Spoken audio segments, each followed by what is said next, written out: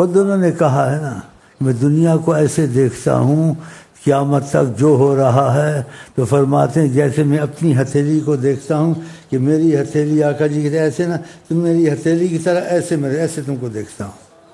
کہ دیوبندی، بریلوی، ادریسی، قادری، شاذلی، یہ کوئی قرآن میں تو نہیں آیا، یہ اولیاء کے سلسلے ہیں. لیکن بات تمہاری ہماری ختم ہوگی نبی پر. اگر ان کی عظمت محبت دل میں ہے تو سید نہیں بھی ہے، سید ہے.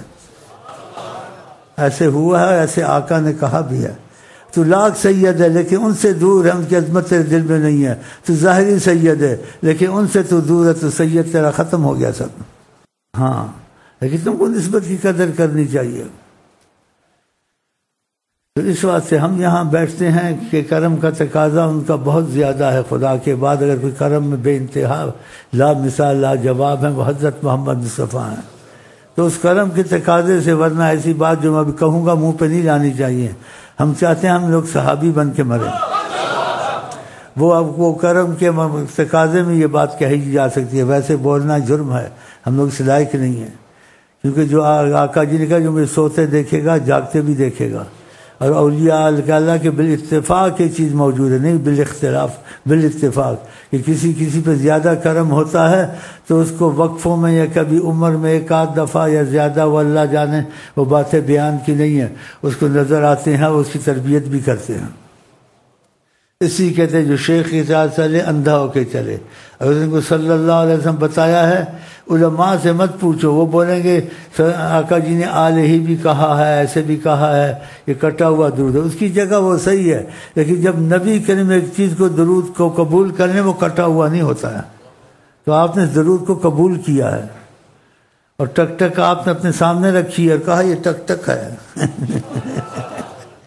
ہاں، یہ مسائل علماء سے پوچھنے والے نہیں ہیں، یہ فیض سے تعلق رکھتے ہیں، علم سے تعلق نہیں رکھتے.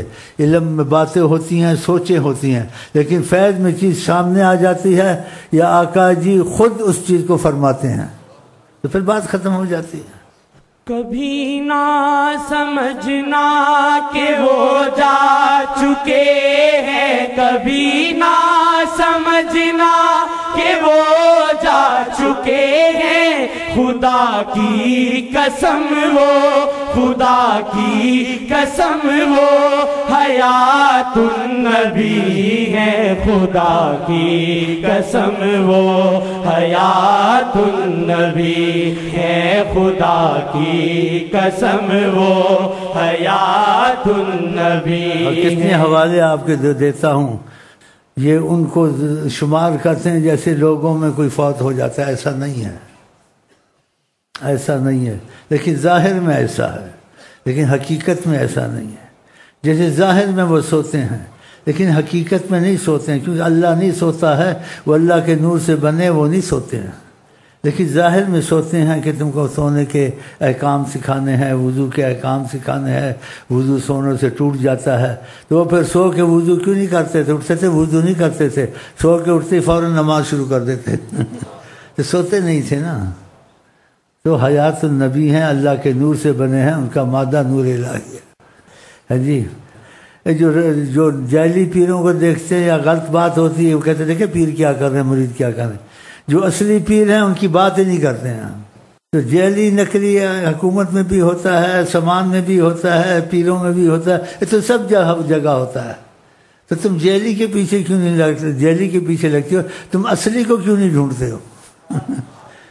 تو اہل حدیث جس نے کلمہ پڑھ لیا وہ سب اہل حدیث ہیں، اہل قرآن ہیں. یہ امتیاز سے اہل حدیث کہنا یہ فتنہ پر بچانا ہے. ہم سب ایک ہیں، اہل حدیث و شیعہ اور سنی وہابی یہ نہیں کہنا چاہیے. ہم سب ایک ہیں، لیکن جس چیز میں اختلاف ہو اس کو چھوڑ دینا چاہیے. اور نبی کریم سے جو چیز ثابت ہو جائے ان کی کلام سے یا قرآن سے، اس میں مذہب کو نہیں لانا چاہیے. مذہب کی ضرورت وہاں پڑتی ہے، ضرور پڑتی ہے جہاں قرآن حدیث سے سمجھ نہ آئے یا مسائل کا حل نہ نکالنے کی صلاحیت ہے، کیونکہ سب میں صلاحیت نہیں ہوتی ہے.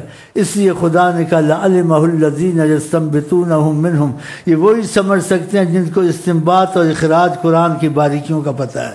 تو ان کو قرآن نے امتیاز سے علیحدہ بیان کیا.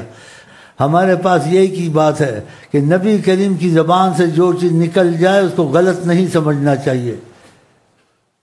اور عقل کو چھوڑ کر آقا جی کے پیچھے چلنا چاہیے. دوسرا کہے تو اس کی بات کو سوچنا ہے، لیکن نبی کریم کے پیچھے اندھا ہو کے چلنا ہے اور ان سے ہر بات میں موافقت کرنی ہے. اس کو عقل سے نہیں سوچنا ہے، اس کو عقل کے معیار پہ نہیں لانا ہے، کیونکہ نبی کریم کا امتیاز ہے بنسبت دوسروں کے.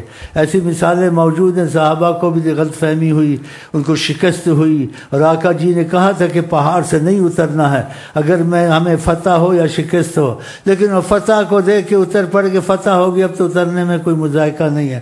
آقا نے کہا تھا فتح ہو شکست نہیں اترنی، وہ اترے، ابو سفیان نے حملہ کیا، شکست ہو گئی. دیکھا فتح شکست میں بدل گئی، تو اندازہ ان کا صحیح نہیں نکلا.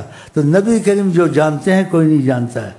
تو بہرحال یہ یہاں بحث کے معاملے نہیں کرنے ہیں، ایک ہی بات کرنی، جو چیز آقا سے ثابت ہو جائے اور قرآن سے ثابت ہو جائے اس میں بحث نہیں کرنی ہے، اس کو اندھا ہو کے ماننا ہے. عقل میں آئے وہ نہ آئے، کوئی دوسرا بولے تو اس کو سمجھنا ہے، سوچنا ہے. تو میری سمجھ آپ کی سمجھ میں بات آ رہی ہے؟ بس یہ بات ہے. تو آپ کو ہر چیز میں موافقت رسول اللہ کی ہونی چاہیے. آپ کو پکا بریلی، پکا دیوبندی، پکا سنی شیعہ نہیں بننا چاہیے، پکا عاشق رسول، پکا عاشق رسول. ہاں باقی پکا دیوبندی بریلی تب بنے کہ کسی دیوبندی یا بریلی نے علم کو عبور کیا ہو. علم کو عبور کوئی کر سکتا ہے؟ تو جتنا سمجھ آئے گا، باقی واللہ عالم.